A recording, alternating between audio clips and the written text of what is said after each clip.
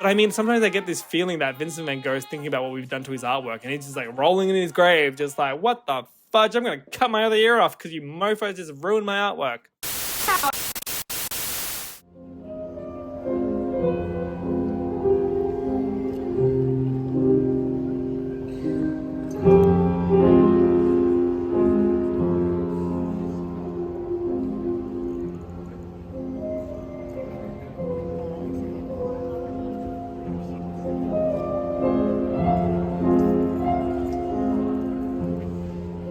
There's a line to get out.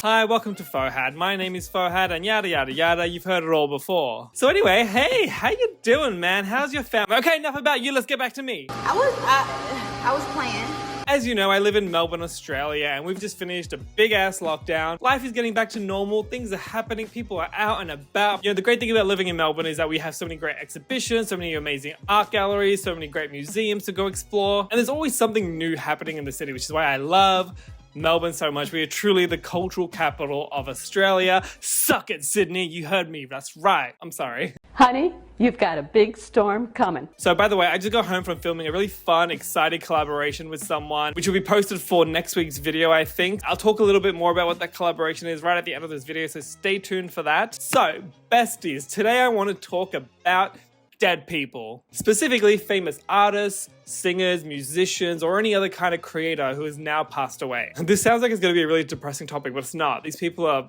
well and truly dead, so, you know, we're going to move on sometime. So what I want to talk about is when these really influential people, you know, really famous singers, artists, really famous creators pass away, there's this ongoing debate as to what should happen to their work. For example, when singers pass away, their catalog of work tends to have a real big surge in popularity. But I'm really interested in that gray area, both legally and kind of ethically, about where is the line between celebrating someone's work after they've passed away and unfairly profiting off that person's work because they've passed away. And I'm going to be completely honest with you guys here. You know I like to keep it real with my besties, but I actually don't really know how I feel about this. Like, on the one hand, I understand wanting to celebrate their work, but on the other hand, I think it's kind of unfair to monetize the work of someone who can't have a say in how you use their work. And in this video, we'll talk about one specific example that I saw live, which is what spurred me to make this video, and also some examples of some current musicians who are still alive, who are actively taking steps to avoid the mess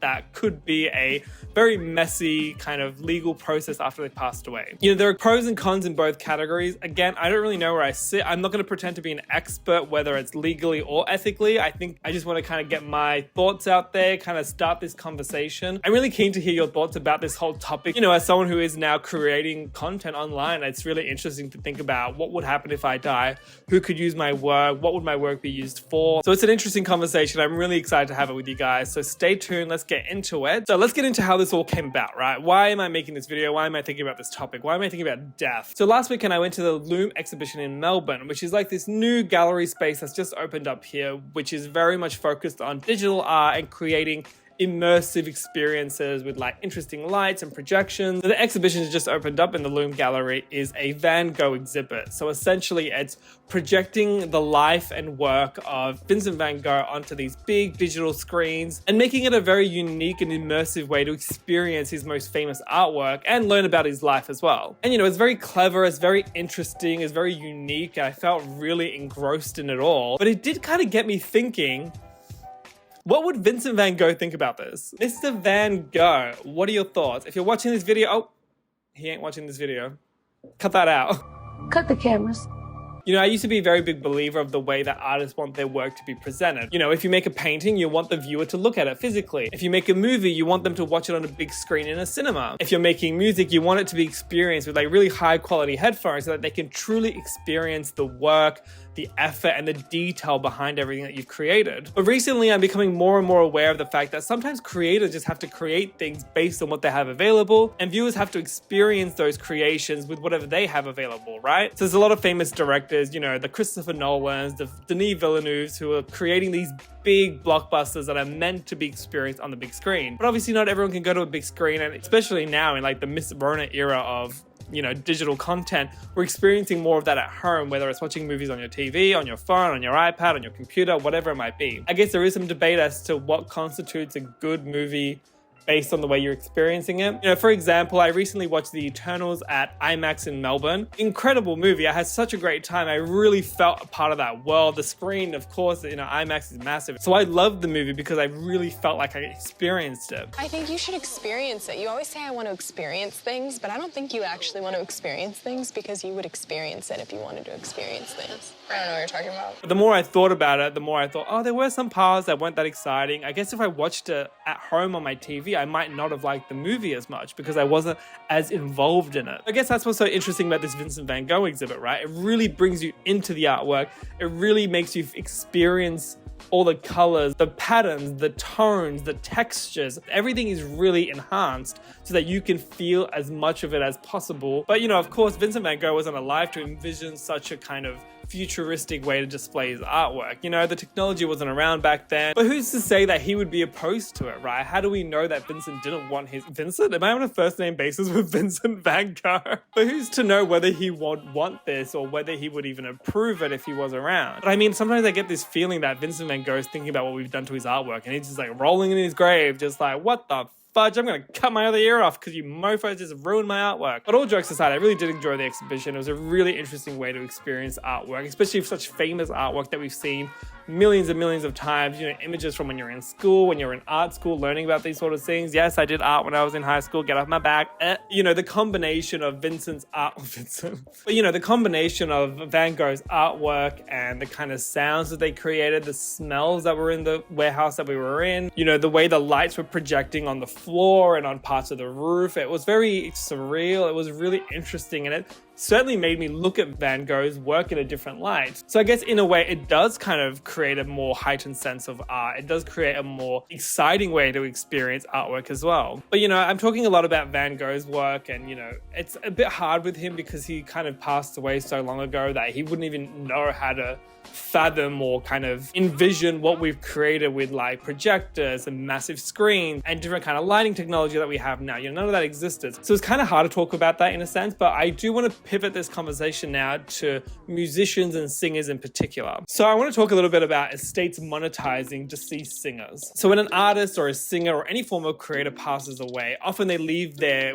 intellectual property as well as, you know, physical property to their loved ones, to their family, to their friends, to their managers, whatever it might be, whoever's kind of in their will, their estate, essentially. You know, the rights obviously differ from country to country and from state to state, which, you know, all in all, it really shows why it's so important to have proper estate planning and to have a proper will before you pass away. And I say this as someone who's just graduated from a master's degree in law.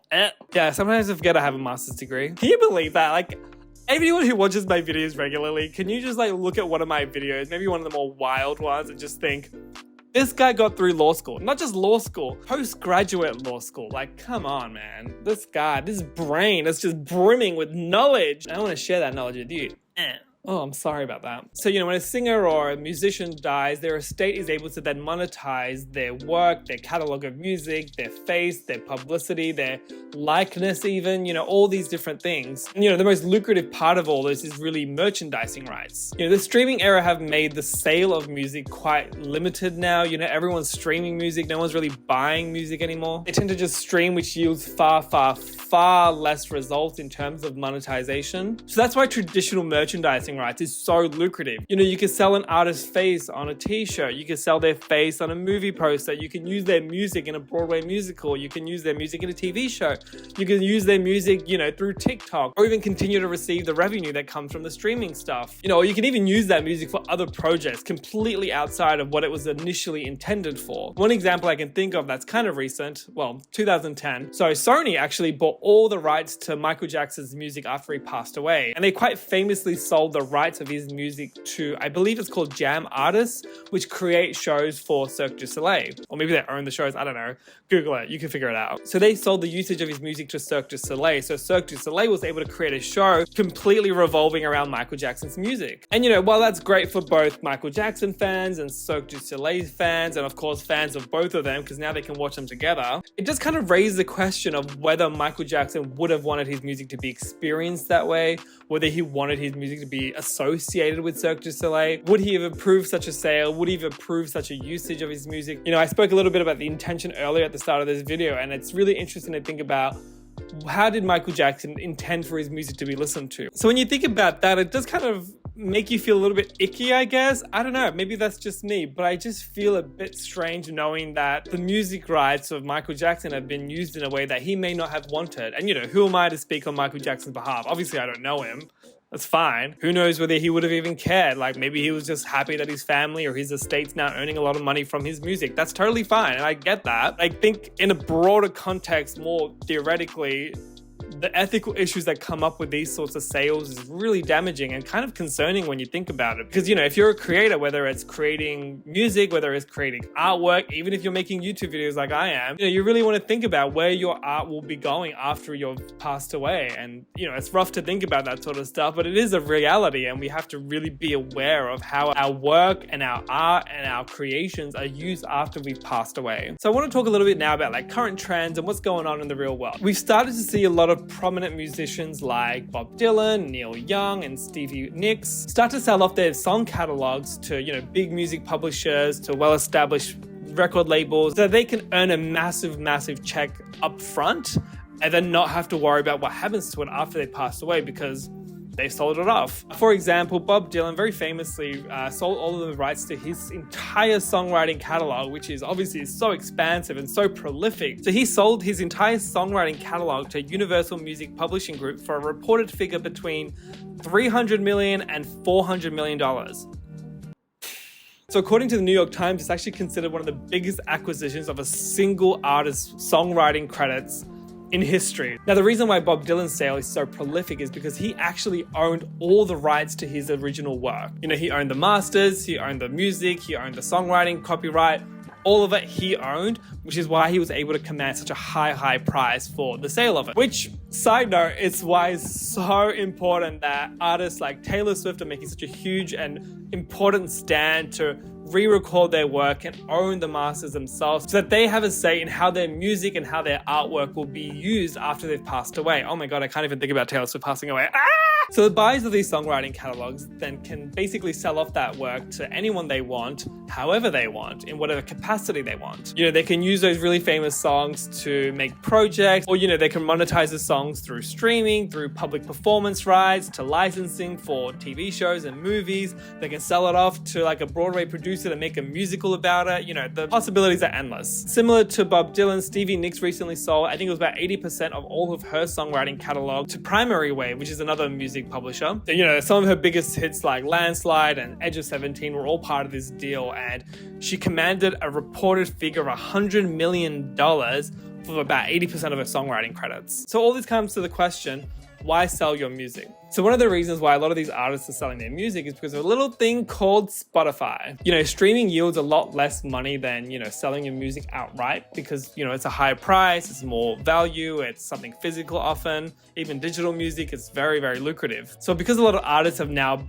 lost a lot of their income because they're not selling music, and of course because of Miss Rona, a lot of them aren't touring anymore and they're unable to kind of generate revenue like they used to. A lot of these famous artists are now having to sell their music before they pass away. And of course, there's heaps of benefits to doing this. You get to sell your music before you pass away, so you know who it goes to. So especially for artists who are very big and prolific in the 60s, 70s, and 80s, it's very hard to now make new money because streaming has basically killed all their old revenue. A lot of artists also want to sell their music because they just don't want their music catalog to be fought over in court or over a damaging legal battle. Some good examples of this, both Prince and Aretha Franklin.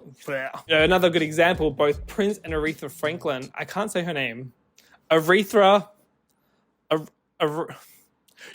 Franklin. So both Prince and Aretha Franklin died before they were able to write their will. So the rights to their music and the use of their music was really dramatically fought over in public legal battles, which, kind of damaged the reputation of both parties.